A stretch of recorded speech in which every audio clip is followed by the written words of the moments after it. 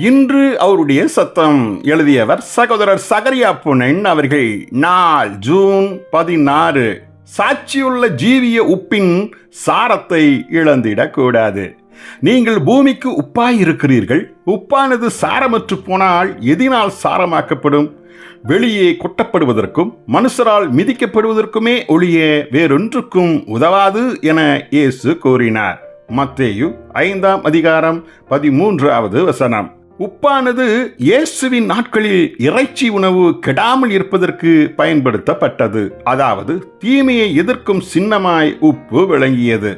அதே போலவே ஒரு மெய் கிறிஸ்தவனும் தன் உத்தம சாட்சியுள்ள ஜீவியத்தின் மூலமாய் இவ்வுலகத்தின் தீமைகளை எதிர்த்து அவைகளை கட்டுப்படுத்துகிறான்.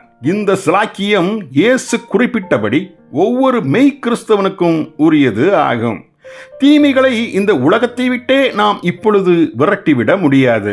அவ்வித செயலை இயேசு மகிமையில் திரும்பி வரும் பொழுது அந்நாளில் செய்வார். ஆனால் நாமோ இப்போது உலகத்தின் தீமைகளை நம் சாட்சியுள்ள ஜீவியத்தின் மூலமாய் கட்டுப்படுத்துகிறவர்களாய் இருக்க முடியும். உதாரணமாய், உங்கள் அலுவலகத்தில் உள்ள ஓர் அறையில் அநேகர் உட்கார்ந்து கெட்ட வார்த்தை பேசிக்கொண்டு ஜோக்கொடித்துக் கொண்டிருக்கிறார்கள் என வைத்துக் கொள்ளுங்கள். அச்சமயத்தில் ஒரு சாட்சியுள்ள உத்தம கிறிஸ்தவ ஜீவியம் செய்யும் நீங்கள் அந்த அறைக்குள் பிரவேசிக்கிறீர்கள். நீங்கள் பிரவேசித்த அடுத்த கணமே சலசலப்பு நீங்கி அமைதி உண்டாகிறது.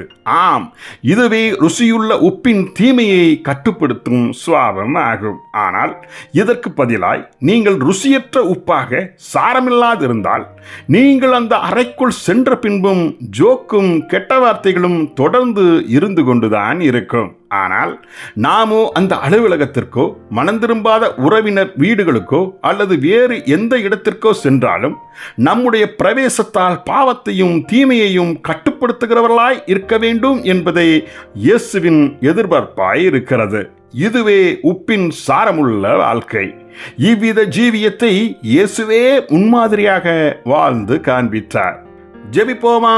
பரலோக தந்தையே, மெய் கிறிஸ்தவ சாட்சியின் வாழ்க்கையை இழந்திடாது அநேகரை வெளிப்படைய செய்திடும் சாரமுள்ள உப்பின் வாழ்க்கை எம்மில் நிலைத்திருக்க கிருபை தாரும்.